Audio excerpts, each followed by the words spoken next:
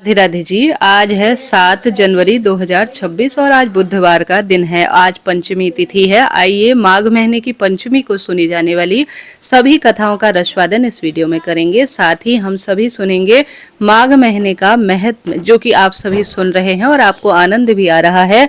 आप सभी श्रेष्ठ अनुभूति करते हुए भले ही माघ स्नान कर पा रहे हों या कोई नियम नहीं भी ले पा रहे हैं, परंतु कथा सुनने का अपना सुंदर फल मिलता है। पद्म पुराण में कहा गया है, अगर वेद शास्त्रों का अध्ययन आप नहीं कर सकते हैं, आप पढ़ नहीं सकते, तो सुने जरूर। इसका श्रेष्ठ लाभ नवग्रहों की दशा को मजबूत करता है और सौभाग्य में भी वृद्धि करता है। आरंभ करते हैं।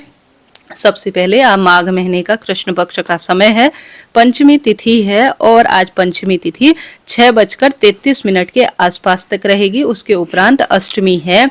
इसके साथ ही आज मघा नक्षत्र है, जो कि 11:56 के आसपास है। उसके उपरांत फाल्गुनी नक्षत्र रहेगा। साथ ही आज सौभाग्य योग का भी निर्माण हो रहा है, जैसे कि आज राहु काल का अशुभ समय। राहु काल में किसी नए शुभ काम की शुरुआत ना करें। राहु काल का अशुभ समय रहेगा 12:33 से 1:52 के आसपास। प्रिय श्रोताजनों, आज चंद्रमा सिंह राशि में संचार करेंगे। इसके साथ साथ आप सभी सुंदर रूप में श्रेष्ठ अनुभूति करते हुए आज सर्वश्रेष्ठ जो अभिजीत मुहूर्त है वह हमें प्राप्त नहीं होगा, क्योंकि बुधवार के दिन अभिजीत मुहूर्त नहीं होता है। इसके साथ ही आज लाभ का चौघड़िया, जो कि हर कार्य की सिद्धि के लिए जाना जाता है और लाभ ही लाभ प्रदान करता है, तो आज लाभ का चौघड़िया सुबह 7:13 से 8:33 के आसपास रहने वाला है।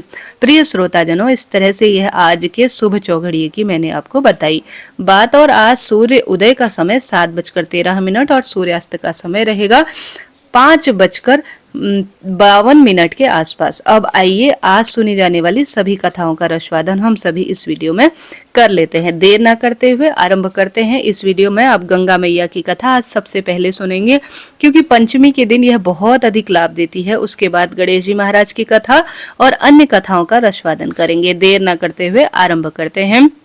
कथा अनुसार गंगा जमुना की कथा बहुत सुंदर है।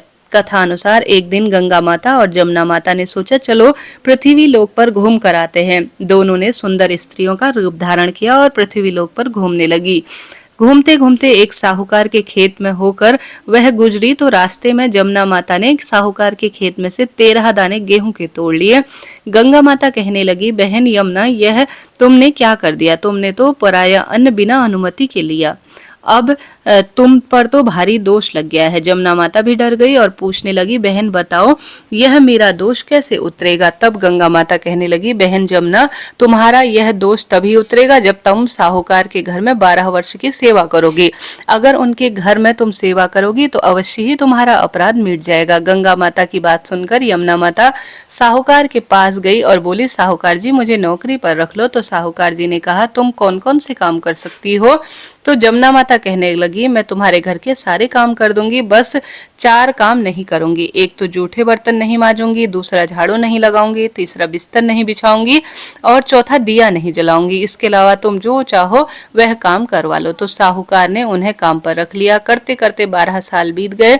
12 साल बाद जब कुंभ मेला आया तो साहूकार और साहूकारनी मेले में जाने लगे। तो जमुना माता साहूकारनी से कहने लगी, साहूकार जी, यह एक सोने का टका ले जाओ और वहां पर तुम्हें मेरी बहन गंगा मिलेगी, उसे यह सोने का टका दे देना। फिर वह गोरे गोरे हाथों में हरी हरी चूड़ियां पहनकर यह टका ले लेगी। साहूकार साहूकारनी गंगा जी के तट पर पहुंच गए और वहां जाकर बोले कि लो बहन, यह सोने का टका ले लो। तब गंगा माता ने गोरे गोरे हाथों से हरी हरी चूड़ी पहनकर साहूकार से वह टका ले लिया और साहूकार से कहने लगी, साहूकार जी, मेरी बहन जमुना को कह देना कि तुम्हारे 12 साल पूरे हो गए, अब तुम वापस आ जाओ। साहूकार साहूकारनी नहाकर वापस आ गए। तब जमुना माता मटके में पानी भरकर ला रही थी। वह जमुना से आकर बोले, जमुना, तुम्हारी बहन ने तुम्हारे लिए सोने का टका ले लिया और कहलवाया है कि 12 वर्ष पूरे हो गए, अब तुम जाओ, तुम्हारा दोष समाप्त हो गया है। यह सुनते ही जमुना माता मुस्कुराने लगी और उनके नेत्रों से आंसू बहने लगे और वह सहस्त्रधारा बनकर बहने लगी। तो जमुना माता तो गंगा जी के पास आ गई और साहूकारनी ने यह चमत्कार देखा तो वह सारी बातें समझ गए। दोनों बड़े दुखी और शर्मिंदा शर्मिंदा मन से कहने लगे, अरे यह तो जमुना माता थी, हमसे तो बड़ा अपराध हो गया है।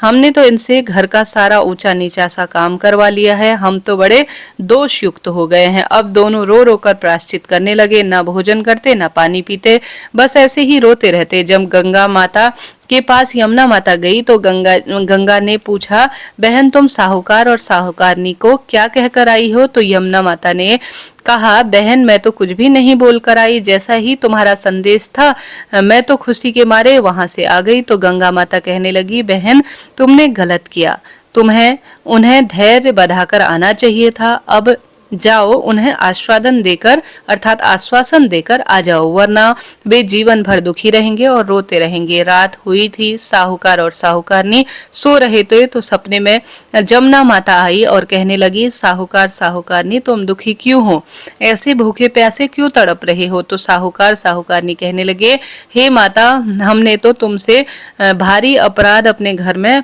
पाप मोल ले लिया है, सब काम करा के आपसे ऊंच नीच का सारा काम करवा लिया है। अब तो हमें भारी पाप लगेगा, पता नहीं हमारा यह पाप कैसे उतरेगा।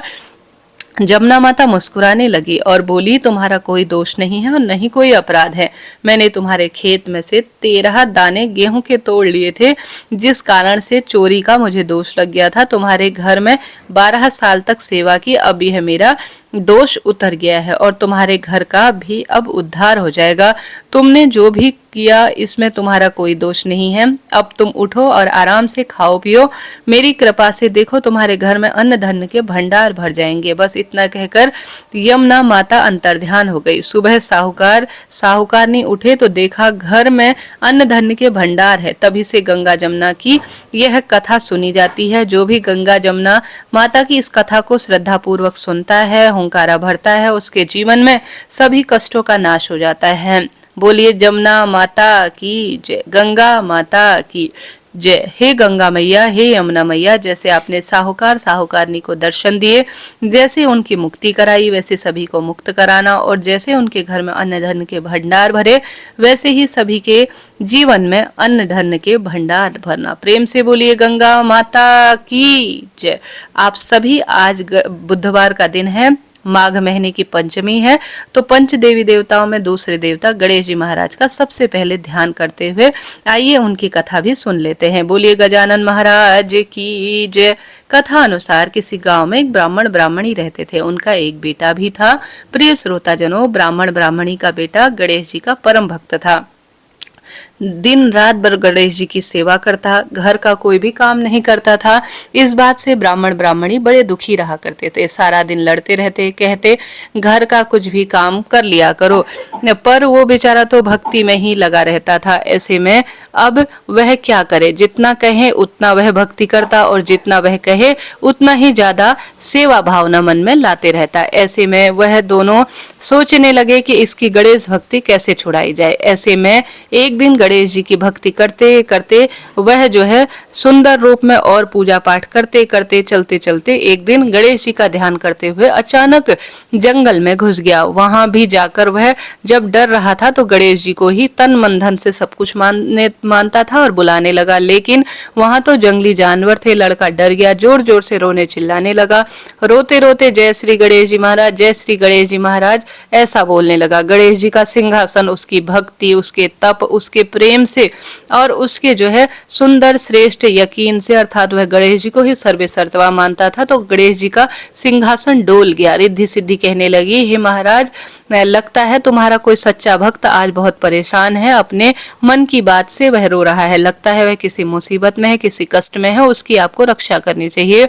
गणेश जी ने एक बूढ़े ब्राह्मण का वेश धारण किया और लड़के के पास आ गए और उससे पूछा, तुम क्यों रह रहे हो और तुम्हें क्या हो गया है, इस घने जंगल में तुम क्या कर रहे हो? तब वह लड़का कहने लगा, मैं तो गणेश जी को मिलने जा रहा हूँ, गणेश जी जो है शायद मुझे मिल जाए पर कहीं नहीं मिल रहे हैं, और वह वापस रोने लगा। इतनी देर हो ही गई थी कि गणेश जी महाराज आप बता सकते हैं क्या? पंडित जी से पूछने लगा साधु वेशधारी कि गणेश जी कहाँ रहते हैं। ब्राह्मण वेशधारी गणेश जी बोले तुम अपने घर चले जाओ, नहीं तो इस घने जंगल में शेर चीते भालू तुम्हें खा जाएंगे। लेकिन वह लड़का कहने लगा कि नहीं, कुछ भी हो जाए मैं नहीं जाऊंगा, आज तो गणेश जी से मिलकर ही जाऊंगा। अब तो गणेश जी भगवान उस लड़के के हट से प्रसन्न हो गए और उस लड़के को अपने दर्शन देने पर मजबूर हो गए। लड़का गणेश जी को अपने सामने देखकर बड़ा खुश हुआ। गणेश जी कहने लगे कि मैं तेरी भक्ति से प्रसन्न हूँ, अब जो तुझे इच्छा हो वह मन मुराद से मांग ले, मैं तुझे सब दूंगा। लड़का सोच में पड़ गया। गणेश जी कह रहे थे कि बोल तुझे क्या चाहिए। फिर थोड़ी देर वह लड़का सोचता रह गया, फिर सोचने लगा कि यदि आप मुझे प्रसन्न हैं तो मुझे मनचाही चीज आज दे ही दो। गणेश जी बोले हाँ बता क्या चाहिए। वह बोला घोड़ा और लगाम मांगो, पांचों गजानन मांगू, महल मालिया मांगू, पुरसन वाली ऐसी मांगू जैसे फूल गुलाब का। गणेश जी भगवान बोले तथास्तु और वह अंतर्ध्यान हो गए। लड़का खुशी खुशी अपने घर गया। घर आकर देखता है तो उसकी झोपड़ी थी जो वह महल में बदल गई। बाहर घोड़ा खड़ा था। अंदर गया तो दुल्हन बैठी हुई थी पटरे पर और लड़के की माँ बोली हे तेरे गणेश जी का तो बड़ा पुण्य प्रताप हुआ, आज से हम सभी तेरे साथ गणेश जी महाराज की पूजा करेंगे। अब तो सारे खुशी खुशी रहने लगे और रोज पूरा परिवार गणेश जी की पूजा करने लगा। कहानी सुनने के बाद हाथ जोड़कर कहे हे गणेश जी भगवान, जैसे उस लड़के के अन्न धन के भंडार भरे, उत्तम काया दी, धन संपदा दी, उत्तम बहू दी और उसके सौभाग्य में हमेशा उसकी रक्षा की, लंबी आयु दी, उसी तरह सभी के घर में अन्न धन के भंडार भरना। बोलिए गणेश जी महाराज की जय। प्रिय श्रोताजनों, इस तरह से यह गणेश जी महाराज और गंगा जमुना की कथा जो आज सुनी जाती है, मैंने सुनाई, आपने सुनी, आपका धन्यवाद और आभार। आइए श्रवण करते हैं आज माघ महीने का चौथा अध्याय महत्म। आरंभ करते हैं। कथा अनुसार वशिष्ठ जी और दिलीप जी का आज संवाद आया है जो कि अति सुंदर रूप में कहा जाता है। चौथे अध्याय में लिखा है वशिष्ठ जी कहने लगे हे राजेंद्र, अब तुम उस माघ के महत्म को सुनो जो कार्तिवीर के पूछने पर दत्तात्रेय ने कहा था। जब साक्षात विष्णु तुल्य दत्तात्रेय श्री सहस्त्र पर्वत पर रहते थे तब माहिष्मति के राजा ने उनसे पूछा था। सहस्त्रा अर्जुन बोले योगियों में श्रेष्ठ है भगवान, जो मैंने सब धर्म आपसे सुने, अब कृपा करके माघ के स्नान के फल सुनाइए। दत्तात्रेय जी ने कहा हे राजेंद्र, इस प्रश्न का श्रेष्ठ उत्तर सुनो। जैसे कि पहले ब्रह्मा जी ने नारद जी से कहा, वह सब माघ स्नान के फल में तुम्हारे प्रति कहता हूँ। देश तीर्थ श्राद्ध तथा क्रिया के अनुसार अधिकतर इस कर्म भूमि भारतवर्ष में जो माघ स्नान नहीं करते उनका जन्म निष्फल होता है। हे राजेंद्र, बिना सूर्य के आकाश अथवा चंद्रमा के बिना नक्षत्र मंडल की तरह माघ स्नान के बिना मनुष्य का जन्म नहीं है। व्रत दान तथा तप से विष्णु भगवान इतने प्रसन्न नहीं होते जितना माघ स्नान से होते हैं। जिस प्रकार सूर्य के तेज के समान दूसरा तेज नहीं है, उसी प्रकार माघ महीने के समान दूसरा कोई यज्ञ कर्म नहीं है। वासुदेव भगवान के प्रेम के लिए, सभी पापों का नाश और स्वर्ग पाने के लिए मनुष्य को स्नान ध्यान माघ महीने में जरूर करना चाहिए। यदि वह पुष्ट बलवान अनित्य और शुद्ध शरीर माघ स्नान के बिना रह जाए तो इससे क्या लाभ है। यह शरीर हड्डियों का खंभ, नसों से बधा, मांस के टुकड़ों से मड़ा, चर्म से ढका, दुर्गंध सहित अथवा मलमूत्र का स्थान है। यह बुढ़ापा, शोक और विपत्ति से परिपूर्ण रोगों का घर, आतुर, गंदी, अनित्य तथा सब दोषों का आश्रय देने वाला है तथा दूसरों को दुख देने से दुखी, दूसरों के द्वेष से ईर्ष्या, लालची, पिशुन, क्रूर, कृतघ्न तथा क्षीण मात्र है। दूषित, दुर्गंध और दुष्ट, इन तीनों दोषों से पूर्ण, अपवित्र, पदार्थ बहाने वाली तथा छिद्र सहित तीनों पापों से मोहित स्वभाव से ही अधर्म में लीन, सैकड़ों तृषा से पूर्ण, काम क्रोध लाभ रूपी नरक द्वारा स्थित कीड़े और विष्ठा से परिपूर्ण, परिणाम से भस्म होकर कुत्तों के काम में आता है। जल में बुलबुले के समान, जंतुओं में छोटी मक्खी की तरह यह शरीर माघ स्नान के बिना मरण समान है। विष्णु भगवान का पूजन न करने वाला ब्राह्मण मरे हुए के समान है। बिना दक्षिणा का श्राद्ध व्यर्थ है। ब्राह्मण रहित क्षेत्र तथा आधार रहित कुल भी नष्ट है। अभिमान में धर्म का नाश होता है। क्रोध में तप का नाश होता है, दृढ़ता बिना ज्ञान का नाश तथा आलस्य से शास्त्र नष्ट होता है। गुरुजनों की भक्ति न करने से स्त्री तथा ब्रह्मचारी नष्ट होते हैं। बिना जल और अग्नि के होम, बिना साक्षी के मुक्ति का नाश होता है। जीविका के लिए रहने वाली कन्या, अपने लिए भोजन की क्रिया, शूद्र की भिक्षा, जिसने यज्ञ किया जाए नाशक है तथा कंजूस का धन व्यर्थ है। बिना अभ्यास और आलस्य भरी हुई विद्या, असत्य वाणी, विरोध करने वाला राजा जीविका के लिए तीर्थ और व्रत तथा संदेह युक्त मंत्र का जाप, व्यग्र चिंत होकर जप करना और साथ ही श्रोत्रिय रहित का दान देना, संसार में नास्तिक होना, श्रद्धा के बिना की हुई सब पारलौकिक क्रिया, यह सब व्यर्थ है। हे राजेंद्र, इस लोक में दरिद्र तथा निर्धन मनुष्य के जीने के समान ही माघ स्नान किए बिना जीवन का कोई भी मूल्य नहीं है, सब व्यर्थ है।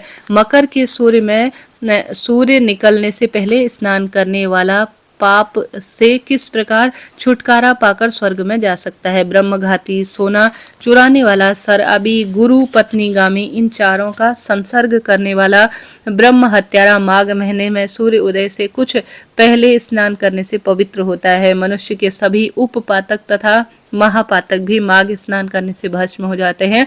माघ स्नान का समय आने पर संपूर्ण पाप यह जानकर कांपने लगते हैं कि जल में स्नान करने से हमारा नाश हो जाएगा।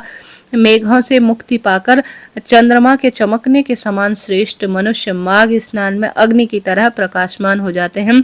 वाणी, मन तथा कर्म में किए हुए छोटे तथा बड़े, नए पुराने सभी पाप और आलस्य से जो पाप होता है तथा जान अनजान में जो पाप किए जाते हैं, वह मकर के सूर्य में स्नान मात्र से अग्नि की संविधा की तरह नष्ट हो जाते हैं। पाप रहित मनुष्य माघ स्नान से स्वर्ग में चला जाता है तथा पापी लोग पवित्र हो जाते हैं। हे राजन, इसमें कुछ भी संदेह नहीं है। हे नराधीप, विष्णु भगवान में भक्ति करने की तरह पाप नाश करने का माघ स्नान करने का बड़ा महत्व है और यह सभी को अधिकार है। यही सबसे बड़ा मंत्र तथा तप है। अपूर्व स्नान ही सबसे बढ़कर प्रायश्चित है। पूर्व जन्मों के अभ्यास से ही मनुष्य की मति माघ स्नान करने के लिए प्रेरित होती है। जिस प्रकार जन्मांतर के अभ्यास से ही अध्यात्म ज्ञान की कुशलता होती है, उसी प्रकार अपवित्रों को पवित्र करने वाला यह बड़ा तप है। यह संसार रूपी कीचड़ को धोने की पवित्र वस्तु है। हे राजन, सभी इच्छाओं का फल देने वाला माघ स्नान जो नहीं करते, वह चंद्र और सूर्य के समान भोग कैसे सकते हैं? प्रिय श्रोताजनों, यह आज चतुर्थ अध्याय जो कि वर्णित है, मैंने आपको सुनाया। आपने सुना, आपका धन्यवाद और आभार। इसके साथ साथ प्रिय श्रोताजनों, पद्म पुराण के उत्तर खंड में जो कि सनातन मोक्ष मार्ग और मंत्र दीक्षा का वर्णन मिलता है, जो कि माघ महीने से ही जुड़ी हुई कथा है, उसका भी आइए आपको रसवादन कराते हैं। कथा अनुसार राजा दिलीप ने पूछा, राजन, आपने वर्णाश्रम धर्म तथा नित्य नैमित्य कर्मों सहित संपूर्ण धर्मों का वर्णन किया। अब मैं सनातन मोक्ष मार्ग का वर्णन सुनना चाहता हूँ। आप मुझे उसे सुनाने की कृपा करें। संपूर्ण मंत्रों में कौन सा ऐसा मंत्र है जो संसार रूपी रोग की एकमात्र औषधि हो? सब देवताओं में कौन सा मोक्ष प्रदान करने वाला श्रेष्ठ देवता है, यह सब बताइए। तब वशिष्ठ जी बोले, राजन, प्राचीन काल समय की बात है। यज्ञ और दान में लगे हुए संपूर्ण महर्षियों ने ब्रह्मा जी के पुत्र श्रेष्ठ मुनि श्रेष्ठ नारद जी से प्रश्न किया, भगवान, हम किस मंत्र से परम पद को प्राप्त होंगे? महाभाग यह हमें बताइए, हमारे ऊपर कृपा कीजिए। नारद जी ने कहा, महर्षियों, पूर्व काल में सनकादि योनियों में एकांत में बैठे हुए ब्रह्मा जी से परम दुर्लभ मोक्ष मार्ग के विषय में प्रश्न किया। तब ब्रह्मा जी ने कहा, संपूर्ण योगीजन परम उत्तम मोक्ष मार्ग का वर्णन सुनो। बड़े सौभाग्य की बात है कि आज मैं इस अद्भुत रहस्य का वर्णन करूंगा। समस्त देवता और तपस्वी ऋषि भी इस रहस्य को नहीं समझ पाते। सृष्टि के आदि में अविनाशी भगवान नारायण मुझ पर प्रसन्न हुए। उस समय मैंने उन पुरुषोत्तम के बारे में पूछा, भगवान, किस मंत्र से मनुष्य का इस संसार से उद्धार होगा? इसको यथार्थ रूप में बतलाइए, इससे सब लोगों का हित हो। ऐसा कौन सा मंत्र है जो बिना पुर के बिना उच्चारण करने मात्र से मनुष्य को परम पद प्रदान करता है। तब श्री भगवान बोले, महाभाग, तुम सब लोगों के हितैषी हो, तुमने यह उत्तम प्रश्न पूछा है, अतः मैं तुम्हें सत्य रहस्य बताता हूँ जिसके द्वारा मनुष्य मुझे प्राप्त कर सकते हैं। लक्ष्मी और नारायण यह दोनों मंत्र रत्न शरणागति जनों की रक्षा करते हैं। सब मंत्रों की अपेक्षा यह शुभकारी है। एक बार स्मरण करने से ये परम पद प्रदान करते हैं। लक्ष्मी नारायण मंत्र सब फलों को देने वाला है। जो मेरा परम भक्त नहीं है वह इस मंत्र को पाने का अधिकारी नहीं है, उसे यत्न पूर्वक इससे दूर रखना चाहिए। ब्राह्मण, क्षत्रिय, वैश्य, स्त्री, शूद्र तथा इतर जाति के मनुष्य भी यदि मेरे भक्त हो तो वह सभी इस मंत्र को पाने के अधिकारी हैं। जो शरण में आए हुए हों, मेरे सिवा दूसरों का सेवन न करते हों तथा अन्य किसी का साधन का आश्रय न लेते हों, ऐसे लोगों को इस उत्तम मंत्र का उपदेश देना चाहिए। यह सबको शरण देने वाला मंत्र है। एक बार उच्चारण करने से भी यह आत्र प्राणियों को शीघ्र फल प्रदान करने वाला है। आत्र, जिज्ञासु, अर्थार्थी तथा ज्ञानी जो कोई भी एक बार मेरे शरण में आते हैं उसे उक्त मंत्र का फल मिलता है। जो भक्तिहीन, अभिमानी, नास्तिक, कृतज्ञ एवं श्रद्धा रहित हो, सुनने की इच्छा रखता हो तथा 1 वर्ष तक साथ न रह चुका हो, ऐसे मनुष्य को इस मंत्र का उपदेश नहीं देना चाहिए। जो काम, क्रोध मुक्त, दंभ, लोभ से रहित हो तथा अनन्य भक्ति के योग द्वारा मेरी सेवा करता हो, उसे विधि पूर्वक इस मंत्र का रत्न सुंदर उपदेश करना चाहिए। मेरी आराधना करना, मुझसे समस्त कर्मों का अर्पण करना, अनन्य भाव से मेरे शरण में आना, मुझे सब कर्मों का फल अत्यंत विश्वास पूर्वक समर्पित कर देना चाहिए। मेरे सिवा किसी साधन पर भरोसा न रखना तथा अपने लिए किसी वस्तु का संग्रह न करना, यह सब शरणागत भक्त के नियम है। जो गुणों से युक्त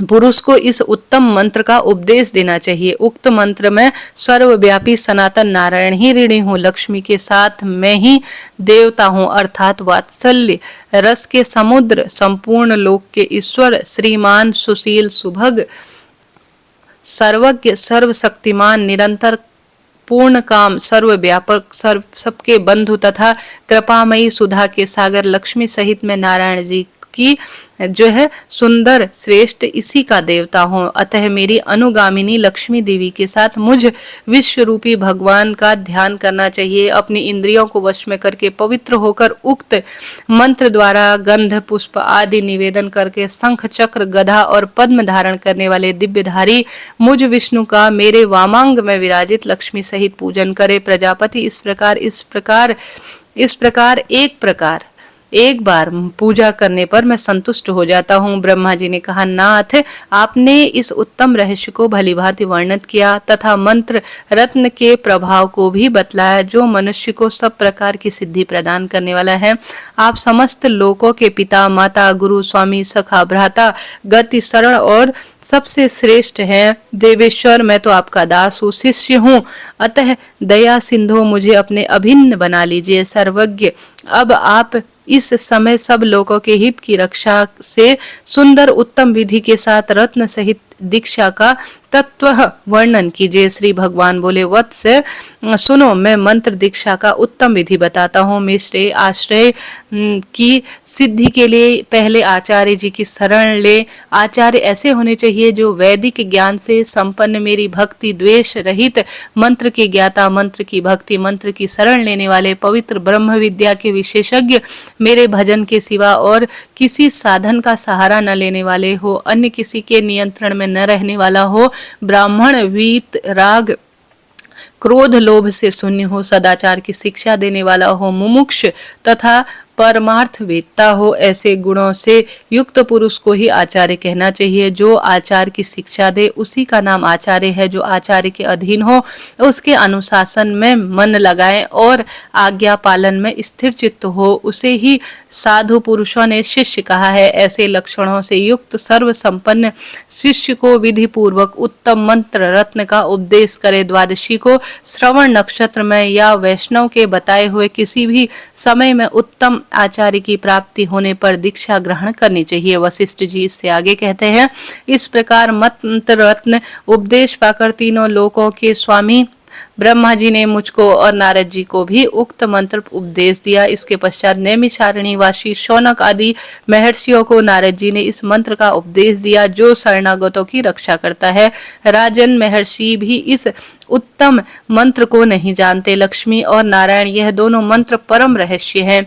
इन दोनों से श्रेष्ठ कोई दूसरा मंत्र नहीं है। इन दोनों से श्रेष्ठ कोई पूर्ण धर्म संपूर्ण लोक में नहीं है। ब्रह्मा जी ने पूर्व काल में 3 बार सत्य की प्रतिज्ञा करके कहा था, मनुष्यों को मुक्ति प्रदान करने के लिए भगवान नारायण से बढ़कर कोई दूसरा देवता नहीं है। उनकी सेवा ही संपूर्ण शुभ कर्मों का मूलोच्छेद करने वाला मोक्ष है। बोलिए श्री नारायण भगवान की जय, माता लक्ष्मी की जय। प्रिय श्रोताजनों, इस तरह से पद्म पुराण के उत्तरखंड में वर्णित सनातन मोक्ष मार्ग और मंत्र दीक्षा का वर्णन मैंने आपको पढ़कर सुनाया, और साथ ही मैंने आपको गंगा मैया और गणेश जी की कथा भी बताई, और साथ ही पद्म पुराण के साथ साथ जो माघ महीने का महत्व आज मैंने आपको सुनाया। आपने सुना, आपका धन्यवाद और आभार। आप सभी के लिए वीडियो उपयोगी रहता है तो राधे राधे लिखे, कोई प्रश्न हो पूछे, चैनल को जुड़े। मैं इसी समय आपके लिए शुभ मुहूर्त और संपूर्ण जानकारी देती हूँ, तो आप सभी चैनल को सपोर्ट कीजिएगा।